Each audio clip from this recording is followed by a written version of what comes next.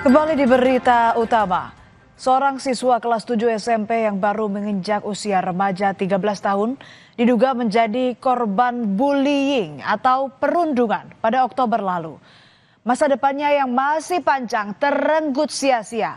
MH menghembuskan napas terakhirnya di ruang ICU Rumah Sakit Fatmawati, Jakarta Selatan pada Minggu 16 November 2025. Lalu apa sebenarnya yang dialami korban MH hingga membuatnya hilang nyawa? Korban MH diduga mengalami perundungan fisik yang membuat kesehatannya menurun setiap hari.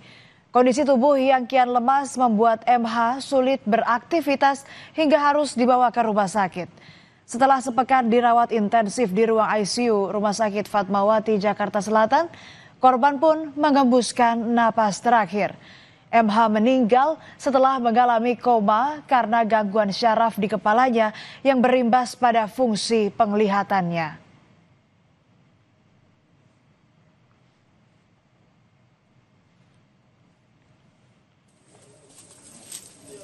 MH lalu dimakamkan di pemakaman keluarga di Ciater Maruga, Serpong pada Minggu 16 November. Isak tangis keluarga pun pecah di hadapan pusara korban. Suasana haru sudah terasa sejak jenazah tiba di pemakaman hingga prosesi penguburan selesai. Pilu keluarga mereka terpukul meratapi kepergian anak yang mereka kasihi. Lalu bagaimana awal mula diketahuinya kasus dugaan bullying yang menimpa seorang siswa SMP ini?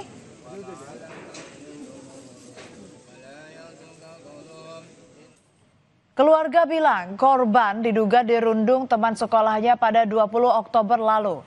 Namun korban baru mengadu ke keluarga sehari setelah peristiwa perundungan. Saat itu kakak sepupu korban bilang kondisi kesehatan korban sudah bermasalah, terutama pada bagian penglihatan dan keseimbangan tubuh. Kepada keluarga, korban juga mengaku telah dibully temannya sejak masa pengenalan lingkungan sekolah. Perundungan pun terus berlangsung setiap hari hingga puncaknya terjadi pada 20 Oktober. Kepala korban dipukul menggunakan bangku besi. Pada tanggal 20 Oktober itu adik sepupu saya kepalanya kena korban bully waktu jam istirahat sekolah.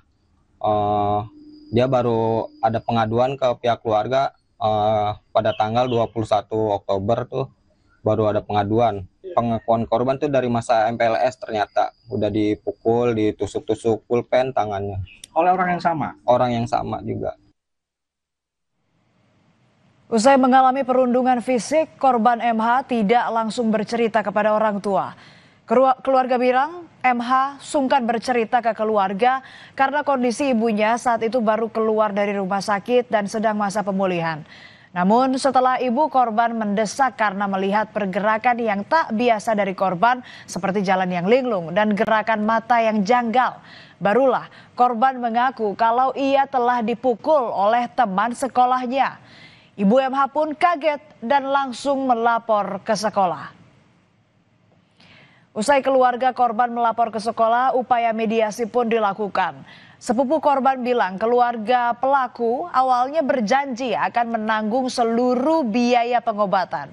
Namun janji itu terhenti di tengah jalan saat kondisi korban makin memburuk dan mesti dirujuk ke rumah sakit hingga perlu dirawat intensif di ICU.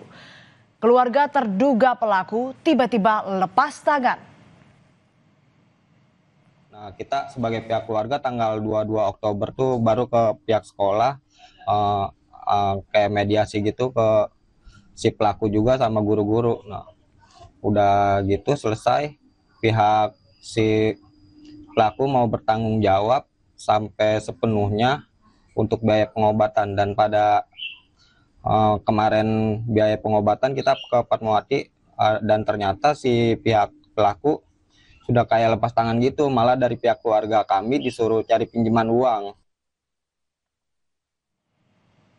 Kuasa hukum keluarga MH bilang pihaknya bersama KPAI dan Dinas Pendidikan Tangerang Selatan telah melaporkan kasus dugaan bullying yang dialami MH ke polisi.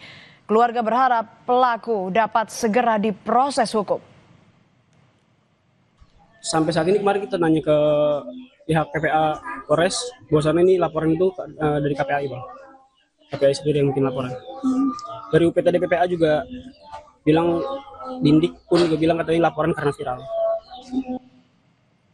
Sementara itu, Komisi Perlindungan Anak Indonesia mendorong polisi cepat menangani kasus dugaan bullying di salah satu sekolah yang menyebabkan seorang siswa meninggal.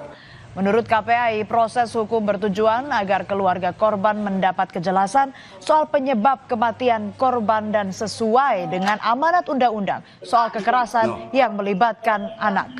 KPAI juga menyayangkan sikap pihak sekolah yang mestinya langsung merespons sejak pertama kali ada laporan tindakan bullying. Kita akan meminta kalau bisa ya diproses hukum saja. Ya, karena sudah ada kejadian tersebut, kalau di proses hukum kan kita bisa tahu duduk perkara yang sebenarnya bagaimana dan penyelesaiannya juga seperti apa, gitu. Kita hormati proses hukum karena sesuai amanat undang-undang, Mas. Di pasal 59A bahwa proses anak itu harus cepat. Terus yang kedua harus ada pendampingan psikologis. Yang ketiga harus ada bantuan sosial dan yang keempat perlindungan hukum. Ya udah kita laksanakan itu. Kepolisian Tangerang Selatan menegaskan telah memulai proses penyelidikan meski tidak ada laporan polisi dari pihak keluarga. Polisi bilang sebanyak 6 orang saksi telah diperiksa, termasuk seorang guru di salah satu sekolah menengah pertama.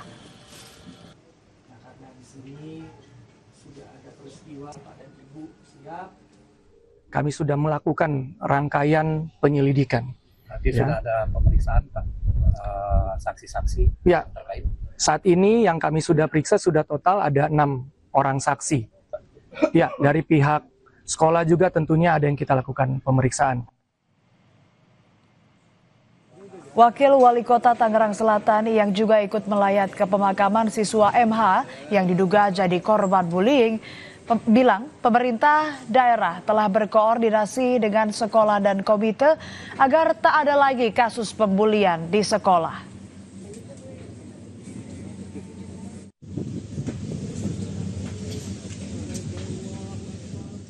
Sampai saat ini kami dari Dinas Pendidikan Dinas Pendidikan selalu melakukan sosialisasi, melakukan koordinasi dengan kepala sekolah, dengan komite dan lain sebagainya, dan Dewan Sekolah juga, Dewan Pendidikan terkait bagaimana di sekolah-sekolah supaya tidak ada terjadinya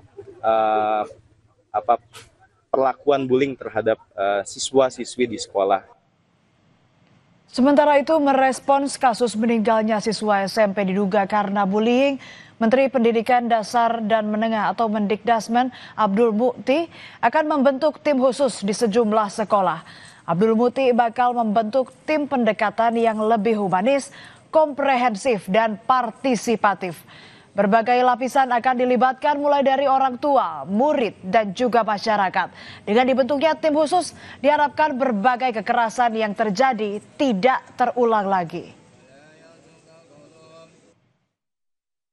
Nanti kita akan bentuk tim yang ada di sekolah-sekolah dengan pendekatan yang lebih humanis, komprehensif, dan partisipatif. Nanti melibatkan orang tua, melibatkan murid, dan juga masyarakat, sehingga berbagai kekerasan yang selama ini terjadi mudah-mudahan tidak terulang lagi di masa-masa yang akan datang. Kasus dugaan perundungan di salah satu SMP di Tangsel menambah maraknya kasus bullying di lingkungan sekolah. Polisi dan seluruh pihak harus cepat tanggap merespons dugaan kasus kekerasan yang terjadi di sekolah, apalagi sampai mengakibatkan meninggalnya siswa. Jangan sampai sekolah yang mestinya jadi tempat anak-anak kita belajar menimba ilmu berubah jadi arena tinju untuk adu kekerasan. Tetap bersama kami di Berita Utama, saudara. Usai jeda ada informasi seorang warga di Kabupaten Gunung Kidul, Yogyakarta terpaksa ditandu saat pulang dari rumah sakit akibat terbatasnya akses jalan menuju tempat tinggalnya.